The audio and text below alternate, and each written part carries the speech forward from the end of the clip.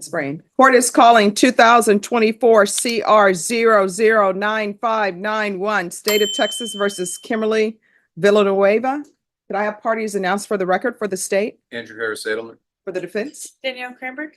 And are you Miss Villanoeva? Yes, ma'am. All right, off the record. Excuse me, Mr. Folsom. Mr. Folsom, you're talking too loud. We're on the record. That's okay. All right, and it'd probably be best that you have a seat.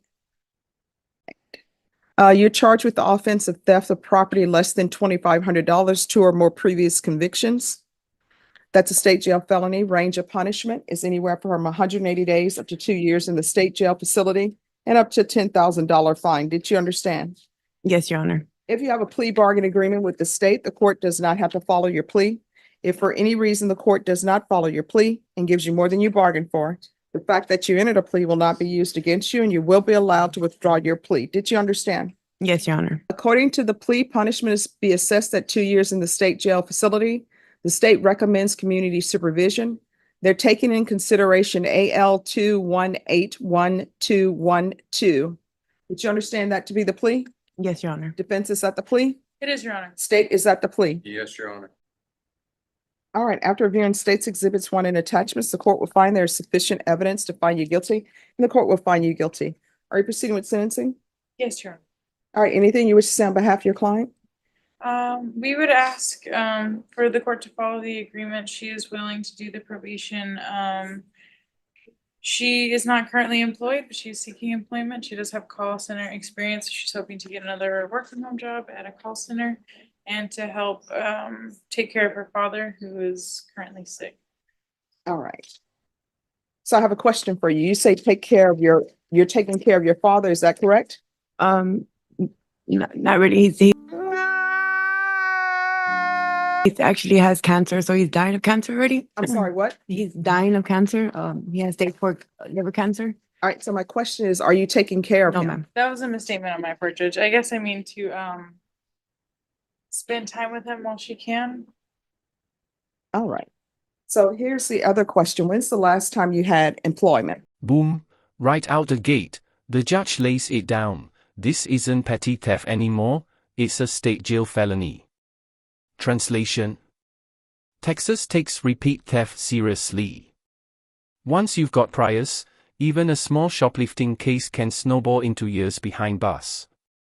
That's the power of priors. They stack like Legos, but instead of toys, it's prison time. Last year at Speedy's Exchange. With Speedy Exchange, yes. Doing what? Call center, telephone representative. All right, why do you continue to steal? Because I haven't been able to get a job due to my No. felonies, my history. But I'm still seeking for employment, ma'am. No, this is not the first time you're stealing. I'm trying to figure out your go-to is stealing. What if everybody who didn't have a job decided to steal? So you have prior theft cases and they were all state jail felonies. So why do you continue to steal? And according to this, you've been stealing since 2014 and you just want to stop stealing. So you're stealing and you're using drugs. Why is this? Well, the past, yes, my last ones, yes, ma'am. I was an addict. I'm no longer using. I've been sober for quite a couple of years already. I did have a fallback to say that one time with this recent case that I have.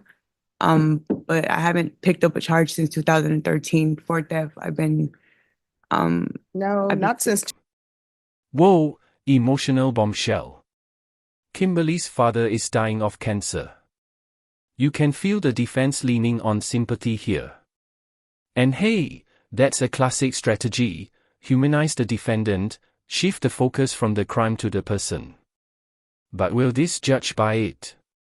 That's the million-dollar question.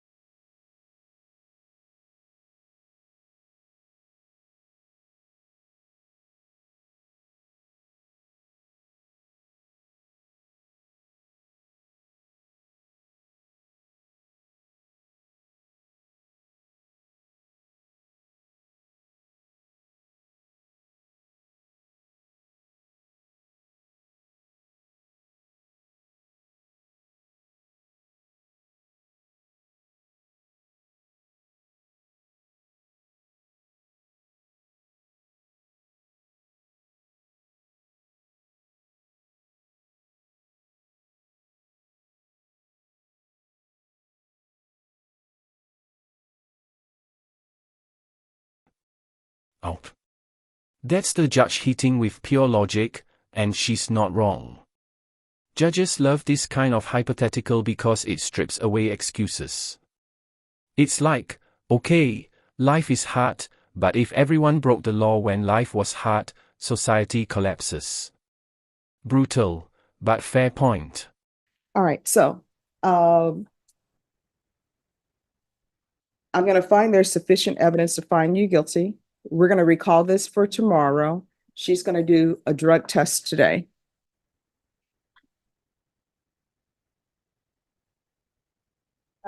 You can tell her that.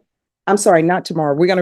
Is there something she wishes to say? There is, Your Honor. Oh, what would you wish to say to the court? Yes, I can get all the I'm sorry, what? I'm putting on my 10 positive for the early bonds. And what would that be? All right, so why are you playing games with me? Well, no, that means you were dishonest with the court. I asked you, what would you be positive for? You said marijuana, nothing else. I told you I could send you right across the hallway to get drug tested, and you said, please do. Send me. I'm not going to be positive for anything else. So now you're telling me it's going to be meth. When's the last time you used meth? All right. And what else? All right.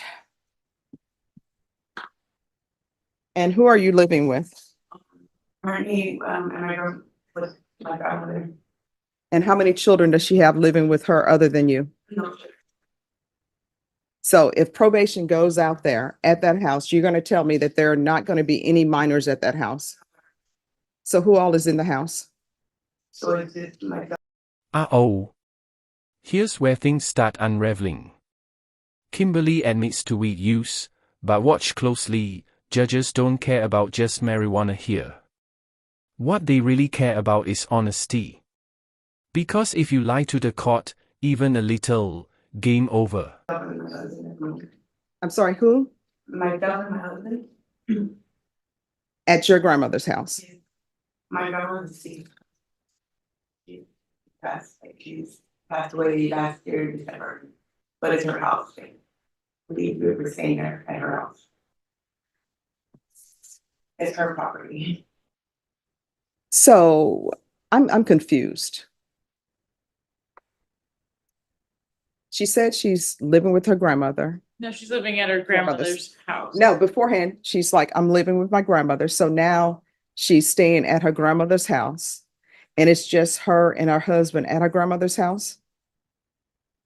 Yeah, I guess I missed the part where she said she was staying with her grandmother. Okay. I didn't hear that part. I just heard grandmother's house. But So it's just you and your husband at your grandmother's house. And there are no children at that location. And how often is he using? I think it isn't you. Okay, usually when people use, the people they're with usually use. He doesn't do, but I'm not. He doesn't do. All right, I'm gonna place you on probation, but I'm telling you right now, probation is gonna make visits at that location. Do you understand? All right. Court is gonna sentence you to 2 years in the state jail facility, suspended and probated for 4 years. There's to be proof of And there it is, the bomb drops. First it was just marijuana, now it's meth. This is why judges push defendants to the wall with drug tests. They want the truth, not the pretty version you rehearse. And once you're caught lying, your credibility is toast. employment within 45 days. There's to be no employment as a home health care provider or with minors. There's to be no contact with Walmarts. And that means any Walmart. Good luck to you in this court to be successful on probation. Communication is key, okay? All right, good luck. So Judge, if you don't mind me asking you a question. Sure. So I be on TikTok and you be on court cam, you know? So Yeah. when you tell defendants and you sentence defendants, how come you add the condition of not being able to work at a care facility or engaging with elders? Oh, because to me, that's a vulnerable population. Uh-huh. And I always ask people, honestly, if you had somebody who maybe they're in a nursing home, maybe they have dementia, maybe they have some sort of physical disability. Mhm. Would you want someone caring for them who, you know, is recovering, not in their sobriety, or committed an aggravated robbery? I once had someone who stole a person they was caring for. They stole items out of their home. They stole the Jesus necklace that was an image of Jesus. They stole it. You would have thought that would have given somebody pause.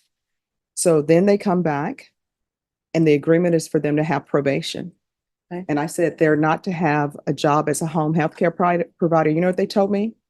But I just got a job as a home healthcare provider. Wow.